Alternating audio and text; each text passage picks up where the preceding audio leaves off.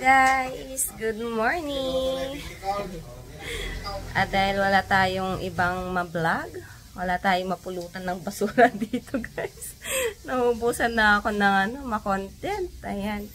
So, ang gagawin natin ngayong araw is mag-house tour tayo dito sa aming munting palasyo. Ayan. Ang ingay ni Pudra. Nag-vlog din siya. Ayan. So, ayan guys. House tour tayo dito sa aming bahay. So, let's go. So, ayan guys. Ito yung harapan ng bahay namin. Ayan. Ang ganda ng harapan ng bahay namin, no? So, ayan. Lapit tayo. So, ayan guys. Ito meron kaming tindahan. Ayan.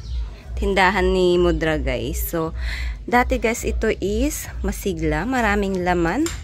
Marami siyang laman na tinda like mga gulay, mga karne, mga lutong ulam, mga ganun. Pero simula nung na-stroke si mama, may sakit kasi siya sa puso guys. Simula nung na-stroke siya, ayan, di na namin siya pinagtinda kasi masyadong mapagod mamalengke. Madaling araw kasi sila namamalengke guys. Tapos nagluluto pa siya ng ulam, masyadong matrabaho, ma-work, kaya yung pinagpahinga na namin siya guys. Kaya ganyan na lang yung tinitinda niya, mga chichirya, mga ganyan. So ito ang aming tindahan din. Ayan, si Pudra naman guys is merong, ito naman yung kanyang business, mga gasol. Gasol naman po yung business ni Pudra. Ayan, kahit papano may pinagkukuhanan sila ng kanilang allowance. Siyempre, pera pa yung pinapadala natin. And then, pasok tayo.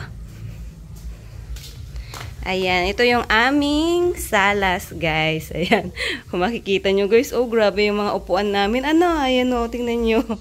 No? Grabe. Kaya nga, grabe guys, no? Ang gaganda ng mga tinatapong sopa sa sa Korea. No? Ang gaganda. Pero tignan mo naman yung sopa namin, 'di ba, guys? Sira-sira na. Kung pwede lang isiksik talaga yung mga sopa sa Korea, guys, ginawa ko na. Biruin mo naman yung mga upuan namin, oh. Ayan, so dito tayo. Meron tayong si Papa Jesus diyan. And then, tingnan mo, guys, oh, mga gamit namin. Pasok tayo dito. So ito naman is ang bakanting kwarto namin, guys. Dito nakatambak yung mga pinapahingi ko. Ayan guys, oh. Ayan. Dito na tinatambak yung mga mga galing sa Korea guys, mga pinapahingi natin. Wala natutulog dito guys. Dating kwarto to ng ng kapatid ko, ng mga kapatid ko. Pero simula nung nakaroon na sila ng bahay, ayan, nabakante na siya. So ayan, naging na siya, tambakan na ng mga basura galing Korea. And then, dito naman, other room. Ayan, dito natutulog yung panganay ko at yung bunso namin. Ayan, si baby sarang nakatulog pa. Tulog pa siya. Ayan. Guys, ano tawag dito? Ay, nagising na si baby. Ayan, magulo kasi kakagising lang ng mga bata, guys. Ayan, si baby sarang tulog pa. Ayan, so labas tayo. Ayan. Dito tayo. Diba guys, grabe yung mga upuan namin. Yung mga tinatapon sa Korea, napakaganda. Ito naman yung kusina namin. Ayan, kain po tayo. Almusal guys. Ang aming ulam is, ayan, sino kumakain yan guys? Burong kanin. Ayan, tapos may prito tayong isda. Kaya nga binuro sa kanin. Tapos meron tayong sinangag dyan. Ayan. Ano yung niluluto mo, Mudra? Katuday. Katuday. Ayan. Sinong kumakain yan, guys, sa inyo? So, ayan yung katuray daw sa Tagalog. Sa Ilocano is katuday. Ayan. And then, si bunso naman. Ano naman yan, bunso? Ayan. Lettuce. Ayan.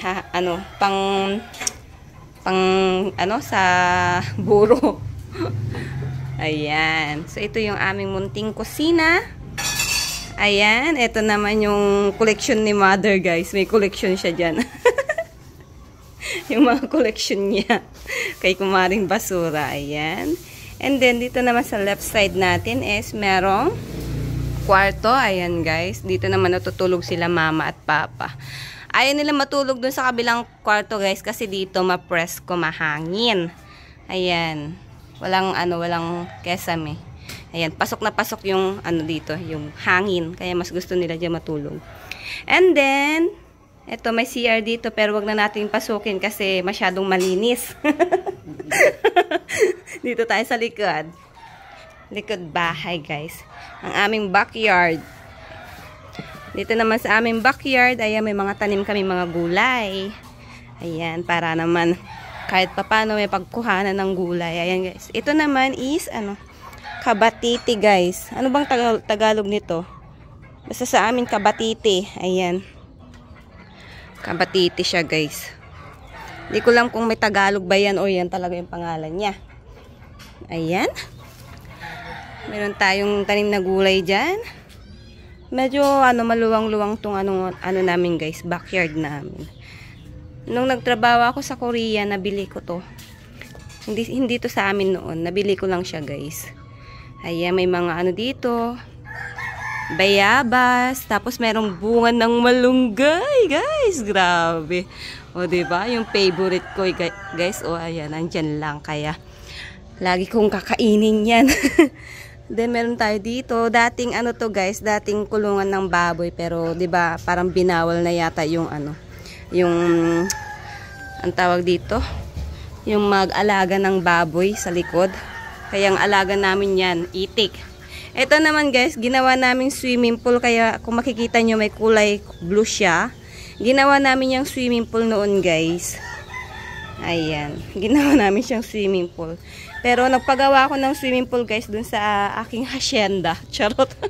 Nagpagawa ako ng swimming pool doon, guys. Kaya hindi na namin to ginagamit. Ayan. So, ituturo ko kayo soon dun sa aking hacienda. Charot.